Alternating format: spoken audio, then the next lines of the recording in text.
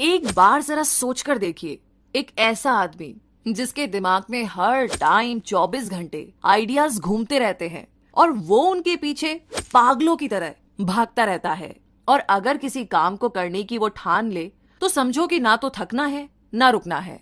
और अगर बीच में कोई प्रॉब्लम आ भी गई तो झट से उससे बाहर निकलकर फिर से उसी रिदम में अपने काम में खो जाना है। और इतना ही नहीं, जब इन महाशय को ये पता चला कि कुछ दिन में मतलब 2 से 3 दिन के अंदर दिवालिया होने वाला है, मतलब इनका सब कुछ खत्म होने वाला है, इस सिचुएशन में भी सरेंडर करने की बजाय या शांत रहने की बजाय आइडियाज, प्लानिंग, स्ट्रेटेजीज, ये उन सब पर काम कर रहे थे। मतलब कौन है ये आदमी और इतना कमाल का जज्बा आया कहां से, मतलब कैसे? वैसे इन सारे सवालों का जवाब आपको मिलेगा आज की इस समरी में। मेरा नाम है रूबी पारिक और बिना देर किए अब हम शुरू करते हैं इलॉन मस्क की बायोग्राफी के साथ, जिसे लिखा है एशले वेंस ने। फर्स्ट चैप्टर, जिसमें आप जानेंगे इलॉन की दुनिया के बारे में। तो बात ऐसी है कि साल 2000 में सिलिकॉन वैली और सैन फ्रांसिस्को डिप्रेशन के अंदर डूबे हुए थे, क्योंकि इंटरनेट का जो नशा था ना वो उतरने लगा था। अब जमाना .com का था, जिसके चलते वेंचर कैपिटलिस्ट किसी भी कंपनी इन्वेस्टमेंट में पैसा लगाने से कतरा रहे थे। इस दौर में सिलिकॉन वैली के पास सिर्फ एक क्लिक एड्स का काम ही बचा था। ट्विटर और फेसबुक ने अभी अभी पैर पसारने शुरू किए थे। तो कुछ लोगों का तो ये तक मानना था कि टेक्नोलॉजी की जो ये इंडस्ट्री है अब ठंडी पड़ चुकी है। दूसरी तरफ इलॉन मस्क भी इसी .com मेनिया का एक हिस्सा थे। अपनी कॉलेज की पढ़ाई खत्म करने के बाद उन्होंने Zip2 बनाया और $22 मिलियन कमाए। Zip2 गूगल मैप्स की ही तरह का एक सॉफ्टवेयर था। कॉम्पैक्ट ने Zip2 को 1999 में खरीदा था और मस्क ने इस कमाई को एक और स्टार्टअप X.com खोलने के लिए इन्वेस्ट किया, जो बाद में पेपाल बना। और फिर जब 2002 में eBay ने पेपाल खरीदा तो मस्क पहले से ज्यादा अमीर हो गए। इलॉन मस्क सिलिकॉन वैली की बजाय लॉस एंजलिस में रहने चले गए थे, जहां पर उन्होंने टेस्ला, SpaceX और सोलर सिटी बनाई। उनकी कंपनीज इलेक्ट्रिक कार्स, एरोस्पेस और सोलर इंडस्ट्रीज में लीड करती है। रॉकेट, इलेक्ट्रिक कार और सोलर पैनल बनाकर इलॉन मस्क ने फ्यूचर को बदल कर रख दिया। इलॉन की दुनिया में रियलिटी और साइंस फिक्शन मिलकर के एक हो गए हैं। तो इलॉन मस्क की बाकी की टेक्नोलॉजी मिलेनियर से हटकर है। उनका विजन ना बहुत बड़ा है। मस्क कहते हैं कि अगर हम कभी ना खत्म होने वाली एनर्जी का हल ढूंढ ले और मल्टी प्लैनेटरी स्पीशीज बनने की राह में तरक्की कर ले तो ये वाकई में ना बहुत बढ़िया बात होगी। और आगे सेकंड चैप्टर में जानेंगे कि इलॉन का सफर कैसा रहा अफ्रीका में। तो बात ऐसी है कि मस्क के जो नाना थे जोशुआ हेल्डीमैन, वो कनाडा से साउथ अफ्रीका तक खुद का जहाज उड़ाया करते थे। वे माइग्रेट होने के बाद अपने पूरे परिवार सहित हमेशा के लिए प्रेटोरिया में सेटल हो गए थे, मगर कभी कभी वे लोग नॉर्वे, स्कॉट और ऑस्ट्रेलिया जाया करते थे। मे हेल्डीमैन और इरॉल मस्क बचपन से ही एक दूसरे को चाहते थे। जब वो बहुत बड़े हुए तो दोनों ने शादी कर ली और उसके बाद जल्द ही इलॉन का जन्म हुआ। तो इलॉन मस्क 28 जून 1971 यानी कि 1971 में पैदा हुए थे। उनके पिता इरॉल मस्क एक सक्सेसफुल इंजीनियर थे और वहीं उनकी माँ एक डाइटिशियन थी। इलॉन के अलावा उनके 2 बच्चे और थे, किम्बल और टोस्का। इलॉन अभी सिर्फ 5 साल के ही थे जब उनकी काबिलियत दिखाई देने लगी थी। वो घंटों किताबों में डूबे रहते। The Lord of the Rings और the Hitchhiker's Guide to Galaxy उनकी फेवरेट किताबें थी। उनके पास एनसाइक्लोपीडिया के 2 बड़े सेट रखे थे, जिन्हें वो तब पढ़ते थे जब पढ़ने के लिए किताबें खत्म हो जाती थी। मस्क की फैमिली एक हैप्पी फैमिली थी। प्रेटोरिया में उनके पास बहुत बड़ा घर था। लेकिन जब इलॉन 8 साल के हुए तो उनके माँ बाप का तलाक हो गया था। वो और उनके भाई किम्बल अपने पिता के साथ रहने लगे। उनके पिता खुश मिजाज यानी कि हैप्पी पर्सन नहीं थे, इसीलिए इलॉन को कभी भी अपना बचपन खुशहाल नहीं लगा। इलॉन जब 10 साल के थे तब उन्होंने पहली बार कंप्यूटर देखा और वो इसे देख करके इतना ज्यादा हैरान हुए कि उन्होंने अपने पिता से अपने लिए एक कंप्यूटर खरीदने की जिद की। और जब उनके पिता उनके लिए कंप्यूटर लेकर आए तो पूरे 3 दिनों में इलॉन ने बेसिक प्रोग्रामिंग सीख ली। इलॉन अपने भाई किम्बल और कजन पीटर, लैंडन और रस रिवे के बहुत करीब थे। वो उनके साथ मिलकर के होममेड रॉकेट और एक्सप्लोसिव बनाया करते थे। उन सबको एक साथ लंबी ट्रेन ट्रिप्स पर जाना और डंजीनियंस और ड्रैगन्स खेलना भी बहुत पसंद था। पर जब इलॉन स्कूल जाने लगे तो वहां पर उनका एक्सपीरियंस कुछ डिफरेंट था। स्कूल में उन्हें अक्सर बुली किया जाता था।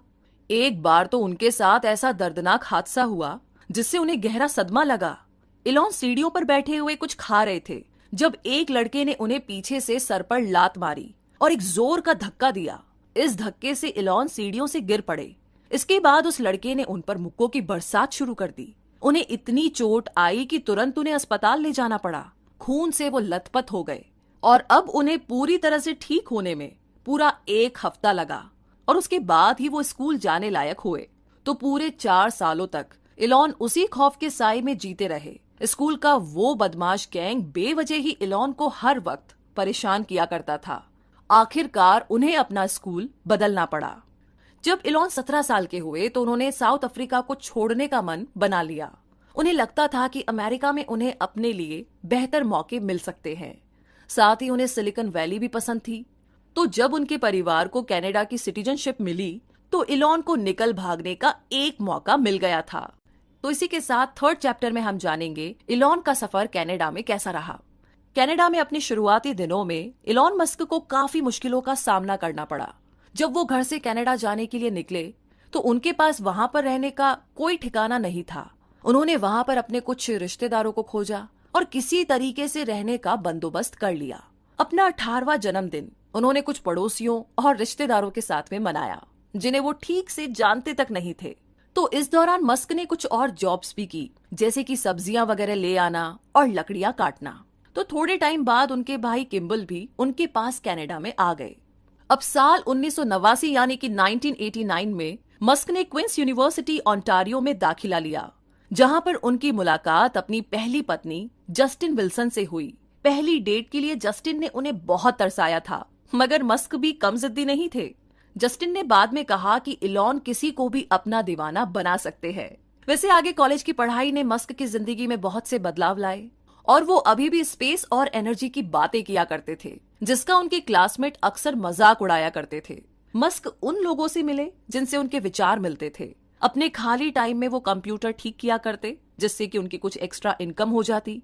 वो अपने क्लासमेट्स को स्पेयर पार्ट्स भी बेचा करते थे। तो इसी तरीके से 2 साल बाद मस्क को स्कॉलरशिप मिली। उन्होंने यूनिवर्सिटी ऑफ पेंसिल्वेनिया से अपनी पढ़ाई जारी रखी। वहां पर उन्होंने इकोनॉमिक्स और फिजिक्स दोनों की पढ़ाई की। पेंसिल्वेनिया यूनिवर्सिटी में मस्क लंच के दौरान अपने दोस्तों से फिजिक्स पर डिस्कशन किया करते। उन्होंने और उनके खास दोस्त ने मिलकर एक घर किराए पर लिया। इस घर में वे वाइल्ड पार्टीज रखते और जो लोग पार्टी में आते उनसे $5 पर हेड के हिसाब से पैसा वसूलते। मस्क अपनी क्लास के लिए कई दिलचस्प बिजनेस आइडियाज भी सोचा करते। उनका ऐसा ही एक आइडिया था, the importance of being solar, यानी कि सोलर पावर की इम्पोर्टेंस। उन्होंने दावा किया कि आने वाले टाइम में सोलर पावर टेक्नोलॉजी के फील्ड में तेजी आएगी और बड़े बड़े सोलर प्लांट सिस्टम लगाए जाएंगे। उन्होंने सोलर सेल्स और ऐसे कंपाउंड के बारे में बताया जो कि पावर को ज्यादा से ज्यादा बढ़ा सकते हैं। उन्होंने अल्ट्रा कैपेसिटर्स के बारे में भी एक पेपर लिखा था, जिसमें बताया गया कि ये एक प्रकार की बैटरी सेल्स है जो बड़ी तादाद में एनर्जी को स्टोर कर सकती है। इन्हें रिचार्ज किया जा सकता है और बाकी कैपेसिटर्स के मुकाबले ये 100 गुना ज्यादा पावर दे सकती है। मस्क ने तभी इलेक्ट्रिक कार और रॉकेट्स के बारे में भी सोच लिया था। उनके प्रोफेसर्स ने उनके इस लाजवाब एनालिसिस की तारीफ की थी। वैसे मस्क हर तरह की मुश्किल से मुश्किल फिजिक्स कॉन्सेप्ट्स का हल ढूंढ लेते थे। उन्हें ये भी मालूम होता था कि इससे अच्छा प्रॉफिट कैसे कमाया जाता है। कॉलेज खत्म होने के बाद उनके दिमाग में पहले वीडियो गेम्स बनाने का ख्याल आया, मगर मस्क अपने लिए एक ऐसा करियर चाहते थे जिससे वे पूरी दुनिया में एक बड़ा बदलाव ला सके। वे अक्सर स्पेस, रिन्यूएबल एनर्जी और इंटरनेट के सपने देखा करते थे।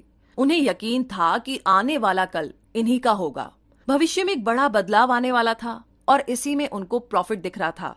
सिलिकॉन वैली फोटो शेयर करने में बिजी था और इलॉन मस्क दुनिया को विनाश से बचाने की तैयारी कर रहे थे। तो अब आगे 4th चैप्टर में हम जानेंगे इलॉन के पहले स्टार्टअप के बारे में। साल 1994 में किम्बल और इलॉन ने कई रोड ट्रिप्स एक साथ की। उन दोनों के दिमाग में इंटरनेट के बिजनेस का आइडिया था। फिर आखिरकार इलॉन सिलिकॉन वैली में बतौर इंटर्न काम करने लगे और जब उन्होंने स्कूल खत्म किया तो किम्बल के साथ मिलकर के उन्होंने अपनी कंपनी स्टार्ट की। Zip2 येलो पेजेस का ऑनलाइन वर्जन है। इसमें सभी बिजनेस एस्टेब्लिशमेंट के मैप और उनकी जानकारी दी हुई है। इलॉन इसके लिए वेबसाइट कोडिंग करते थे और किम्बल उन साइट्स को बेचने का काम करते थे। Kimbal door to door sell किया करते थे, मगर ज्यादातर बिजनेसमैन को पता नहीं था कि Zip2 आखिर है क्या। उन्हें अपनी कंपनी के लिए इन्वेस्टर ढूंढने में बहुत ज्यादा मशक्कत करनी पड़ी, लेकिन आखिरकार एक इन्वेस्टर ने उनके काम में इंटरेस्ट दिखाया और $3 मिलियन की इन्वेस्टमेंट की। और इसके बाद Zip2 ने न्यूज़पेपर क्लासिफाइड एड्स देने शुरू किए। हालांकि कंपनी चल पड़ी और तरक्की करने लगी, मगर इलॉन मस्क को मैनेजमेंट से निकाल दिया गया। वे अब चीफ टेक्निकल ऑफिसर थे। Zip2 का अब एक बड़ा सा ऑफिस था और कंपनी ने कोड्स की क्वालिटी को बेहतर बनाने के लिए कई प्रोग्रामर्स भी रख लिए थे। साल 1998 यानी कि 1998 में $300 मिलियन की डील के साथ Zip2 सिटी सर्च के साथ मर्ज हो गई, जो कि पहली उनकी कॉम्पिटिटर थी। मस्क ब्रदर्स का .com का आइडिया एक हकीकत में तब बदला जब 1999 यानी कि 1999 में कॉम्पैक्ट ने Zip2 को खरीदा। मगर सब कुछ इतना आसान नहीं था। इलॉन मस्क सीईओ बनना चाहते थे और इसी के साथ 5th चैप्टर में आप जानेंगे पेपाल माफिया बॉस के बारे में। मतलब ये कि एक दशक के बाद Elon Musk Canadian back picker से एक मल्टी मिलेनियर बन चुके थे, और वो भी सिर्फ 27 साल में, जो बहुत ही कमाल की बात है। तो वो कुल मिलाकर के $22 मिलियन के मालिक थे। उनके पास अब एक बड़ा सा अपार्टमेंट, एक प्लेन और एक स्पोर्ट कार थी।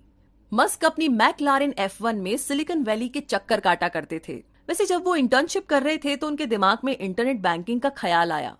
उन्होंने इस बारे में अपने सीनियर्स के साथ डिस्कस किया, मगर उन्हें ये आइडिया बिल्कुल नहीं जमा। ये 1990 का वक्त था। लोग उन दिनों ऑनलाइन किताबें खरीदने से कतराते थे, क्योंकि कोई भी अपना क्रेडिट कार्ड नंबर इंटरनेट पर नहीं देना चाहता था। इलॉन मस्क फिर भी अपने ऑनलाइन बैंक के आइडिया पर डटे रहे। अपने इस नए प्रोजेक्ट पर उन्होंने $12 मिलियन इन्वेस्ट किए। उन्होंने इस ऑनलाइन बैंकिंग साइट का नाम X.com रखा। उनके एक को फाउंडर ने कहा, यही वो खूबी है जो इलॉन मस्क को बाकियों से अलग करती है। वो रिस्क लेकर के अपनी जिम्मेदारी पर इतनी बड़ी रकम लगा रहे हैं, और इस तरीके की डील फायदा भी दे सकती है या फिर उन्हें कंगाल भी कर सकती है। तो Zip2 एक साफ सुथरा सा प्रैक्टिकल आइडिया था, मगर X.com ने तो बैंकिंग इंडस्ट्री को बदल कर रख दिया। इलॉन मस्क इस बिजनेस में सिर्फ अपने पैशन को लेकर उतरे थे। उन्हें लगता था कि बैंकर्स का तरीका बिल्कुल गलत है और वे उनसे बेहतर कुछ कर सकते हैं।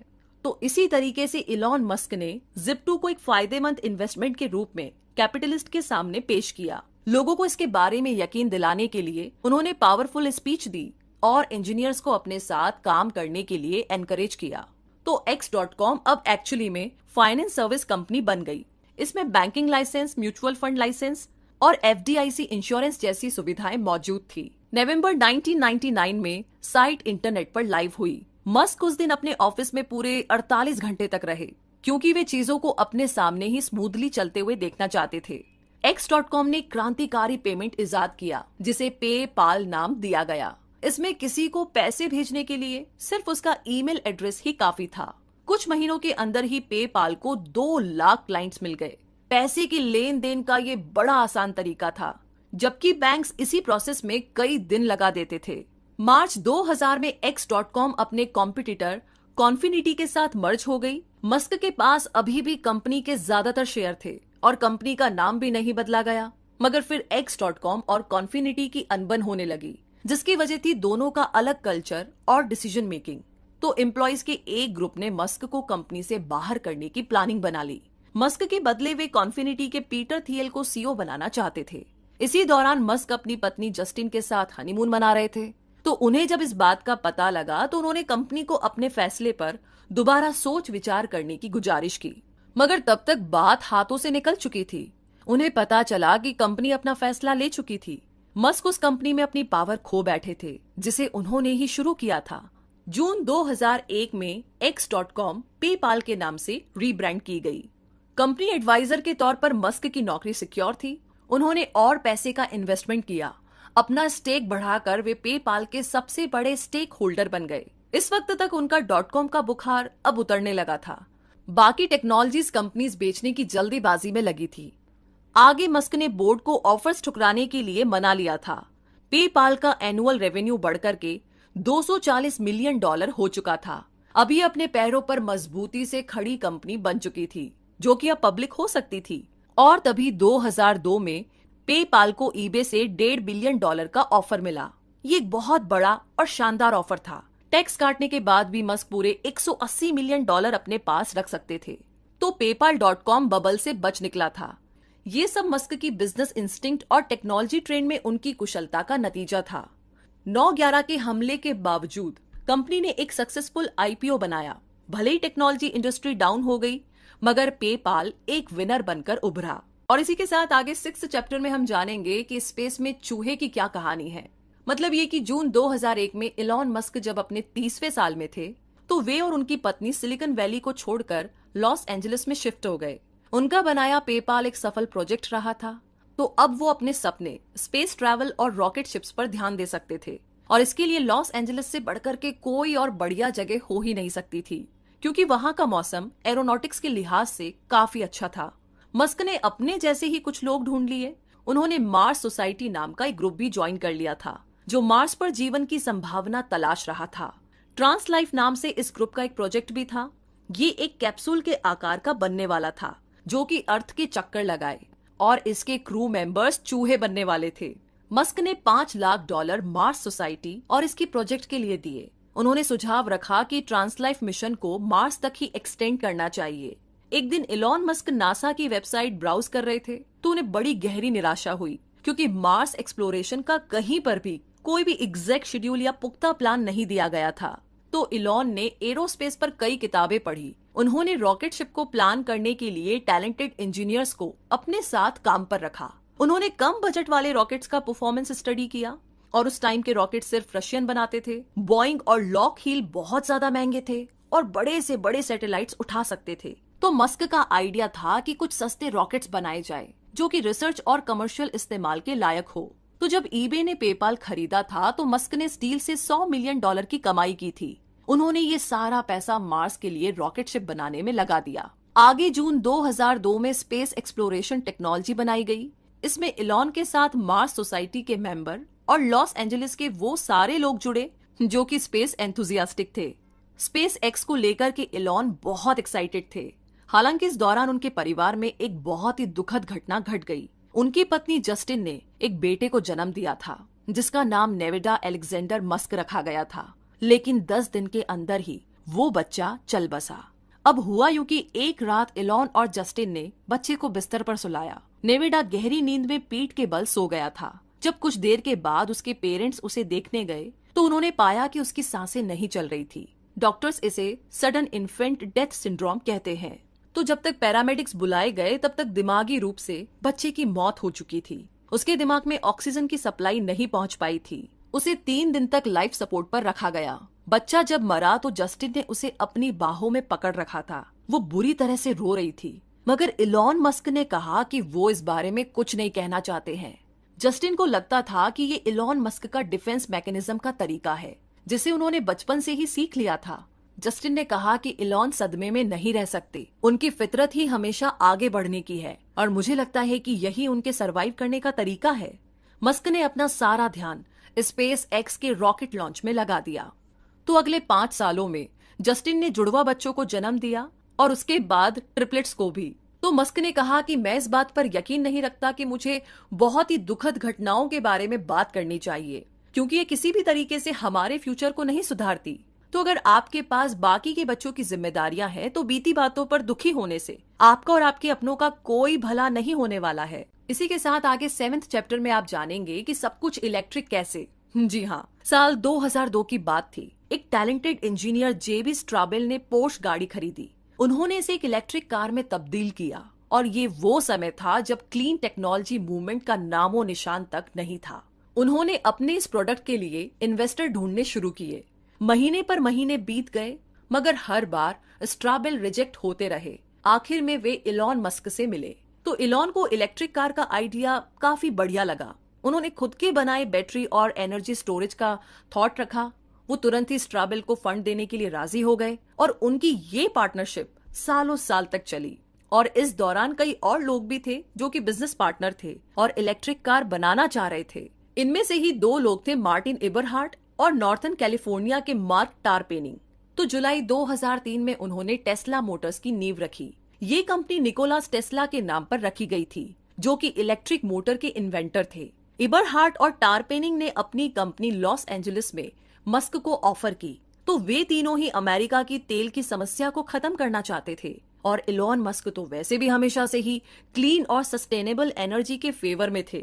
तो इस तरीके से टेस्ला शुरू हुई और इलॉन मस्क उसके चेयरमैन और सबसे बड़े शेयर होल्डर बने।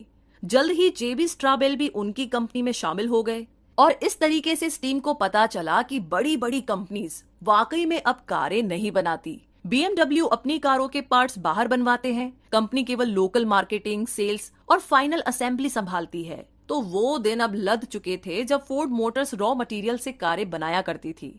तो टेस्ला मोटर्स अपने यहाँ पर बनने वाली हर इलेक्ट्रिक कार को ढांचे से लेकर के फाइनल तक खुद ही तैयार करना चाहते थे। तो इलॉन मस्क और उनके इंजीनियर्स की टीम ने प्रोटोटाइप के तौर पर रॉडस्टर बनाई। हालांकि इस प्रोसेस में टाइम, एफर्ट और पैसा बहुत लगता था। तो जब टेस्ला ने अपना अगला प्रोडक्ट तैयार किया तो ठीक उसी टाइम इलॉन मस्क दिवालिया होने की कगार पर पहुंच चुके थे। और इसी के साथ आगे 8वें चैप्टर में आप जानेंगे पेन, सफरिंग और सर्वाइवल के बारे में। तो इलॉन मस्क पेपाल बनाकर पहले ही बहुत मशहूर हो चुके थे।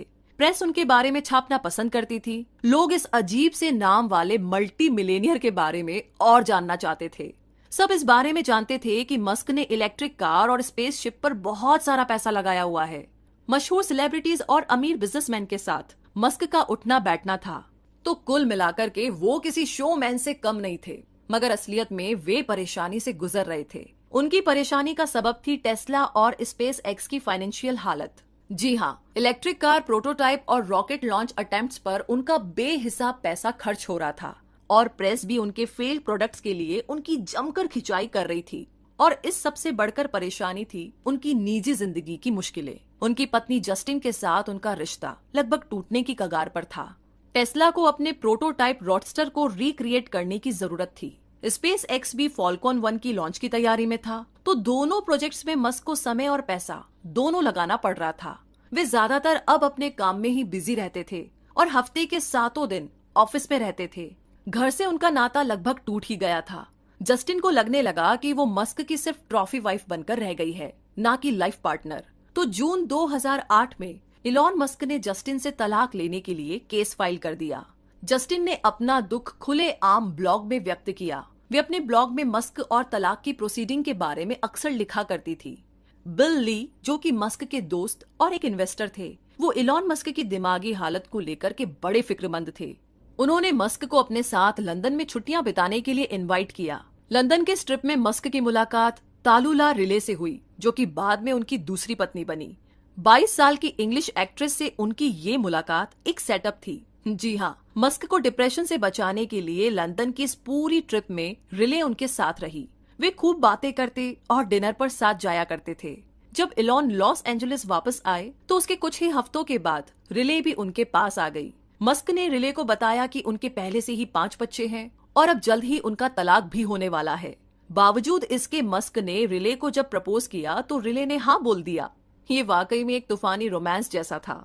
मस्क को अपनी कंपनीज चलाने में जितनी भी दिक्कतें आ रही थी, रिले उन सब परेशानियों की गवाह थी। वो कहती थी इलॉन के बारे में कि वो खुद किसी मौत की तरह दिखता है। मैं यही सोचती हूँ कि ये इंसान कहीं किसी दिन हार्ट अटैक से ना मर जाए, क्योंकि स्पेस एक्स ने कई नाकामयाब रॉकेट लॉन्च पर अब तक मिलियंस गंवाए थे। वहीं टेस्ला ने भी प्रोटोटाइप पर बहुत खर्चा किया था। दोनों ही कंपनियां कंगाल होने वाली थी। इलॉन मस्क को अपनी कीमती मैकलारेन F1 बेचनी पड़ी, जिस पर उन्हें बहुत नाज था। साल 2008 के आखिर में उन्होंने अपने इन्वेस्टर दोस्तों से स्पेस एक्स और टेस्ला को फंड करने की गुजारिश की। उनकी कंपनी के कुछ एम्प्लॉइज ने इस मुश्किल वक्त में उनका साथ देने के लिए पैसे की पेशकश भी की। इतना ही नहीं, इलॉन मस्क को हर हफ्ते सैलरी देने के लिए पाई पाई जोड़नी पड़ रही थी। तभी इस दौरान नासा कोई कॉन्ट्रैक्टर ढूंढ रहा था जो उसे इंटरनेशनल स्पेस स्टेशन की रीसप्लाई कर सके। मस्क ने इस कॉन्ट्रैक्ट के लिए एड़ी चोटी का जोर लगा दिया ताकि ये स्पेस एक्स को मिल जाए।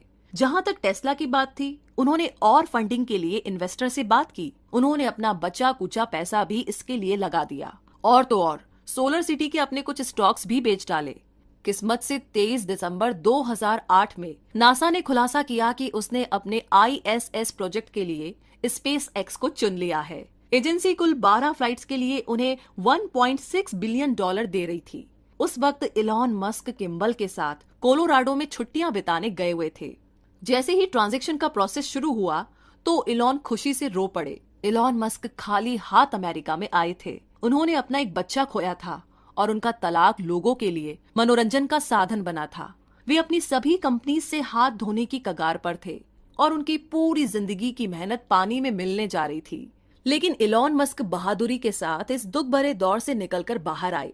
जैसा कि उनके एक दोस्त का कहना था कि जो उसके साथ 2008 में हुआ, कोई और होता तो शायद झेल नहीं पाता। मगर इलॉन मस्क ने ना सिर्फ इसे सहा, बल्कि वे मेहनत करते रहे और अपने इरादों पर डटे रहे। और अब आगे चलते हैं चैप्टर नंबर 9 की तरफ, जहां पर अपनी जिंदगी में इतना सब कुछ झेलने के बाद उनकी मिसाइल, जिसका नाम फाल्कन 9 था, स्पेस तक पहुंचने में आखिरकार कामयाब रही। ये अलग अलग देशों और कंपनीज के लिए सैटेलाइट लेकर के स्पेस में जाता था। ये रॉकेट आईएसएस को सप्लाई डिलीवर करता था।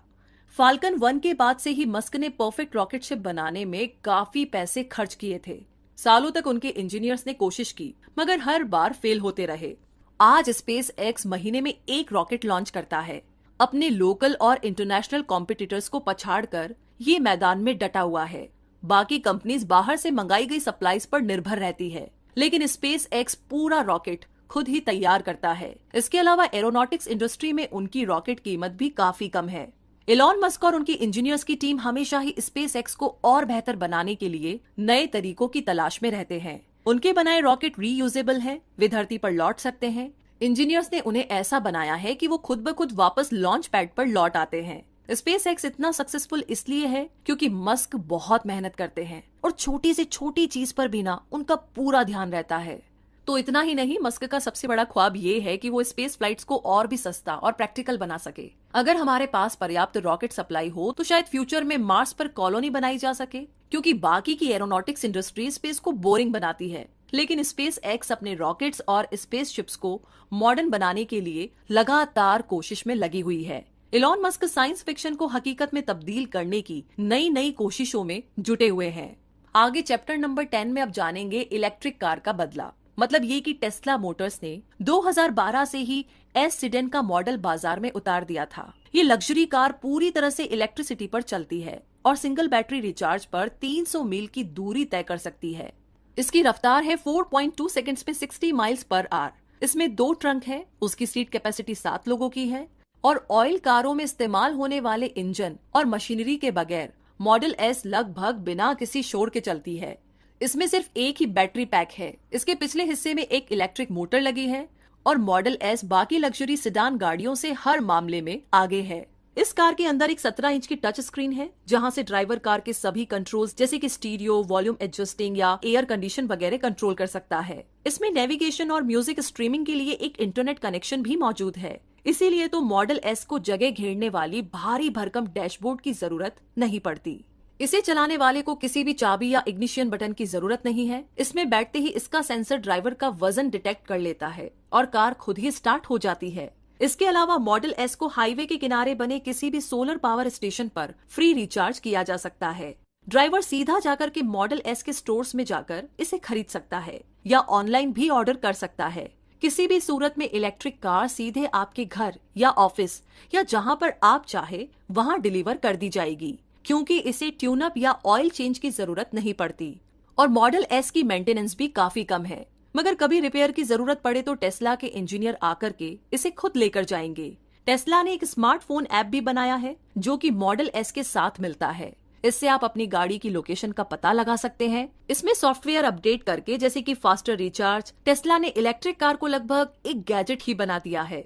जैसा कि इसके पहले खरीदारों में से एक का कहना है कि इसने ट्रांसपोर्टेशन को पूरी तरीके से बदल दिया। ये पहियों पर रखा एक कंप्यूटर है। और इसी के साथ अब चैप्टर नंबर 11 यानी कि आखिरी चैप्टर में आप जानेंगे इलॉन मस्क की यूनिफाइड थ्योरी के बारे में। यानी कि राइव ब्रदर्स अपने कजन इलॉन मस्क के साथ साउथ अफ्रीका में पले बड़े थे। .com बबल के आने से पहले उन्होंने एवरड्रीम नाम से एक सॉफ्टवेयर कंपनी खोली थी। ये भाई अब कोई नया वेंचर ढूंढ रहे थे। मस्क ने उन्हें सलाह दी कि उन्हें सोलर एनर्जी के फील्ड में कुछ करना चाहिए। उस टाइम तक सोलर पैनल खरीदकर इंस्टॉल करना ग्राहकों के लिए काफी मुश्किल काम था और इस बात की भी कोई गारंटी नहीं थी कि घर की छतों पर लगे सोलर पैनल को पर्याप्त सूरज की रोशनी मिलेगी। तो राइव भाइयों ने 2006 में सोलर सिटी की शुरुआत की। कंपनी के पास ऐसा सॉफ्टवेयर था जिससे पता चल सकता था कि सोलर एनर्जी सोर्स किसी भी जगह के लिए कंपैटिबल है कि नहीं। सोलर पैनल इंस्टॉल करने के लिए सोलर सिटी के पास एम्प्लॉयज की एक टीम भी थी। इसके अलावा पैनल्स को मंथली फिक्स रेट के हिसाब से किराए पर लिया जा सकता था। तो मस्क इस सोलर सिटी के सबसे बड़े शेयर होल्डर थे, जिनके पास कंपनी का 30% हिस्सा था। 6 साल के बाद सोलर सिटी यूएस की सबसे बड़ी सोलर इंस्टॉलर बन गई। घरेलू इंस्टॉलेशन से शुरुआत करके ये अपनी सर्विसेज अब बड़ी बड़ी कंपनीज जैसे कि वॉलमार्ट और इंटेल आदि को देते थे। साल 2012 में सोलर सिटी एक पब्लिक कंपनी बन गई और 2014 में इसकी नेटवर्थ $7 बिलियन तक पहुंच चुकी थी। मस्क ने देखा कि सिर्फ घंटे भर की सोलर एनर्जी से दुनिया की पूरी एनर्जी डिमांड 1 साल तक पूरी की जा सकती है। इसका तरीका ये था कि बैटरी पैक्स को चार्ज रखा जाए, जिन्हें रात के समय और बिजली जाने पर इस्तेमाल किया जा सके। इसके साथ ही बेहतर क्वालिटी के सोलर सेल्स का इस्तेमाल करके सूरज की रोशनी को एनर्जी में बदला जाना चाहिए। साल 2014 में उन्होंने ये सब मुमकिन करके दिखाया। 3 कंपनीज ने अलग अलग फील्ड्स में अपनी शुरुआत बहुत ही मामूली तरीके से की। तब इन्हें कोई भी नहीं जानता था, मगर ये मस्क की कड़ी मेहनत और लगन का ही फल था कि ये तीनों ही कंपनियां अपने अपने फील्ड्स में बेहतरीन साबित हुई। साल 2025 में टेस्ला की बनाई 6 गाड़ियां मार्केट में आ जाएगी। आने वाले समय में सोलर सिटी एक बहुत बड़ी यूटिलिटी कंपनी बन जाएगी। फ्यूचर में स्पेस एक्स वीकली फ्लाइट से हर हफ्ते कार्गो और इंसानों को स्पेस पे भेज सकते हैं। इसकी रीयूजेबल रॉकेट्स मून का चक्कर काटकर धरती पर वापस ठीक उसी लोकेशन पर लौट आया करेंगे जहां से लॉन्च हुए थे, और मून के बाद स्पेस एक्स की अगली मंजिल होगी मार्स। जी हाँ, इलॉन मस्क की यूनिफाइड फील्ड थ्योरी ये है कि उनकी सभी कंपनीज एक दूसरे से रिलेटेड है। उनकी company solar city electric car को रिचार्ज करने के लिए सोलर पैनल प्रोवाइड करती है। टेस्ला बैटरी पैक्स प्रोड्यूस करती है, जिन्हें सोलर सिटी बेचती है। स्पेस एक्स और टेस्ला अपने प्रोडक्ट्स के डिजाइन और मैन्युफैक्चर पर नॉलेज शेयर करती है। तीनों ही कंपनियां मस्क के भविष्य के सपने को रिप्रेजेंट करती है। वे इंसानियत के लिए ऐसी एनर्जी चाहते हैं जो कभी खत्म ना हो सके, जिससे कि मानवता का विनाश होने से रोका जा सके। इलॉन मस्क के जीवन में कई मुश्किल घड़ियां आई। बचपन में उन्हें स्कूल में बहुत परेशान किया गया। उनके पिता के साथ उनका रिश्ता खटास भरा रहा। अपने पहले बच्चे की मौत का सदमा उन्हें झेलना पड़ा और उनकी पहली शादी भी टिक नहीं पाई। तो इस तरीके से उन्होंने ज्यादातर खोया ही था। उनकी कंपनी बर्बाद होते होते बची थी। प्रेस उनकी निजी जिंदगी और नाकामी को लेकर हमेशा उन्हें बदनाम करता रहा, लेकिन इन सब के बावजूद इलॉन मस्क ने हार कभी नहीं मानी। वो अपने रास्ते पर चलते रहे और अपने सपने को पूरा करने की कोशिश में लगे रहे। इलॉन मस्क वीकेंड्स पर भी काम करते थे और यही वो अपने एम्प्लॉयज से भी चाहते थे। एक ऐसा समय भी आया जब वो तलाक के बाद जस्टिन के साथ साउथ अफ्रीका घूमने गए। वहां उन्हें मलेरिया हो गया और उन्हें 10 दिन तक आईसीयू में रहना पड़ा था। इस बारे में मस्क ने कहा कि मैं मरते मरते बचा हूँ। छुट्टियों के बारे में मेरा यही विचार है कि छुट्टियां जानलेवा हो सकती है। तो इसी के साथ दोस्तों, इलॉन मस्क की ये बायोग्राफी यहीं पर समाप्त होती है। एंड आई होप कि आपको शुरुआत के उन सारे सवालों का जवाब मिल गया होगा। तो अब आप भी डिसाइड कर सकते हैं कि अगर इलॉन मस्क इतना कुछ सहकर इतना कुछ कर सकते हैं और इवन अभी भी कर रहे हैं, रुकने का नाम नहीं ले रहे हैं, और आई एम श्योर कि जब तक जान है तब तक नहीं रुकेंगे, तो हम तो शायद बहुत कुछ कर सकते हैं।